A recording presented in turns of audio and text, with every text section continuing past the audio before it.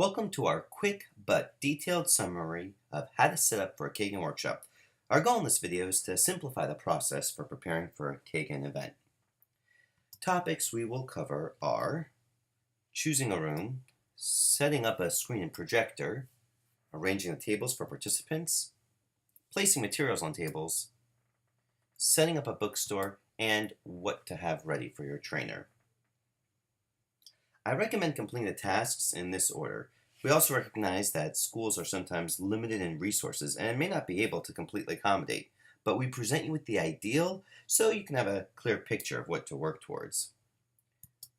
Where on your campus can you have a Kagan workshop?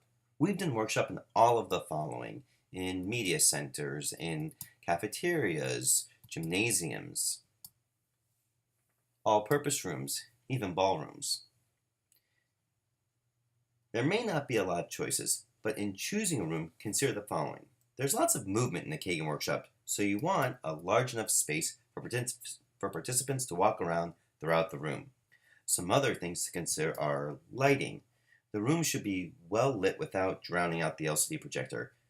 For example, consider the natural light coming in from the windows that may also do this. Sound. Sometimes gymnasiums can have an echo that make it difficult for participants to hear each other. Also, temperature control, unobstructed views such as from columns, and blank walls for posters. Sometimes screens are stationary and there are no options of how to orient the room, but if there is, here are some ideas to think about. Let's look at two options I call landscape orientation and portrait orientation. In portrait, with the tables laid out as follows, and the presenter to the left of the screen, the two tables furthest from the screen might feel a little distant from the action. In landscape orientation, every team and every person feels closer to the screen and like they have a good view. So again, we understand there may not always be a choice, and your trainer can definitely adjust to accommodate. But if there is a choice, landscape works best. Before setting up the tables, we need to consider how many tables will be needed. The simple formula is total participants divided by 4 equals the number of tables needed. It is important to seat 4 to a table because we want participants to experience what we'll ask them to do with their students. If there are 36 participants, that's going to equal 9 tables. If there are 49 participants, there will be 12 tables. With a remainder of 1 extra person, we make 1 team of 5. If there are 50 participants, well, that's going to equal 13 tables. So 2 or 3 extra equals 1 extra table. For participants' optimal comfort, we want to angle the tables toward the screen. The easiest way to think about this is to imagine a line running through the center of the table, pointing to the center of the screen. Angling the tables helps avoid fatigue that can come when participants have to twist their necks too far to see the screen. We are going to place each of the following items on a table.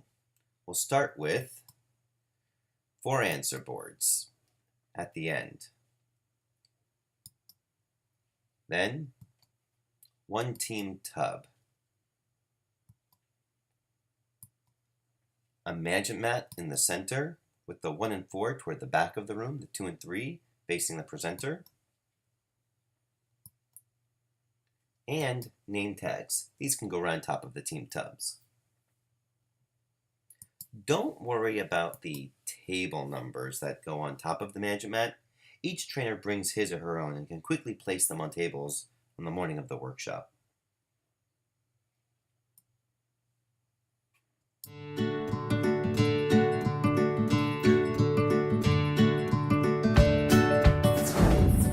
We begin by arranging the tables in the room so the centers are facing the screen.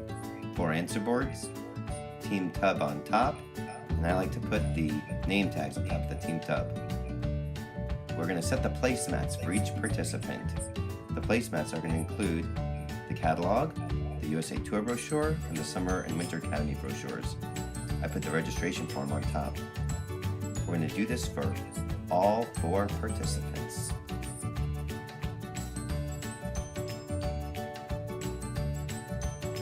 In the center, we place the management mat. We want the 1 and the 4 toward the back of the room, the 2 and the 3 toward the front. We're going to also go ahead and give them the workbook for the day, and only for that particular day. If it's a day 1, we'll also have the textbook. If it's not, they need to be notified to bring the textbooks with them. If it's a day 3 and 4 training, again, we'll only put the day 3 workbook out first. We'll have them get the day 4 the next day. Finally, we're going to also add a Kagan ThinkPad for each participant. Alright, so there are a few things that you do not want to put on the table. So the first one is, we have these action plans, and on the sticker it says, CL, for Cooperative Learning Action Plan, hold for Kagan Trainer, do not distribute. We give these at the very end of the workshop, so don't put these out ahead of time. Also, the evaluation forms you will distribute at the end of the workshop. There's no need to put on at the beginning. The bookstore, do your best to make it look pretty, and I try to put like items together.